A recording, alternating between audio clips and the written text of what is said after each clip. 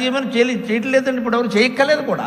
బొట్టు ఎందుకోసం అంటే ఇక్కడ ఆజ్ఞానేత్ర చక్రం ఉంటుంది, ఆజ్ఞాచక్రాంతరాణస్థ రుద్ర గ్రంథి విభేదిని. ఇక్కడ ఆజ్ఞాచక్రం అంటే ధరుడై, మూడో నేత్రం మనకి ఇక్కడ ఉంటుంది, శివుడికి ఇక్కడే ఉంటుంది. తేడా ఏమిటంటే ఆయనకి తెరుచుకుంది, మనకు మూసుకుంది, అంతే తేడా.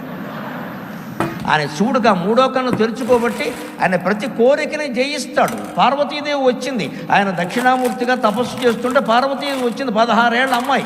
ఆవిడ సపర్యలు చేస్తోంది. ఈయన అలా కళ్ళు తెరిచాడు. ఏమిటో ఆ వయస్సులో అమ్మాయిని చూడగానే ఏదో అనిపించింది. వెంటనే ఆయన ఏం చేశాడు, మనకు పురాణంలో ఏం చెప్తారు, మూడో కన్ను తెరిచాడు, మన్మధుడు భస్మం అయ్యాడు. ఇది పురాణంలో చెప్పే కథ. మన్మధుడు అనే మనిషి కానీ దేవత కానీ ఎక్కడా లేరు. మన్మధుడు అంటే మనస్సుని మదించే కామవాంఛ, దాన్నే మన్మధుడు అన్నారు. ఆయన ఆ మన్మధుడిని మూడో కంటితో చూశాడంటే అర్థం ఏమిటి, తన మనస్సులోకి తానే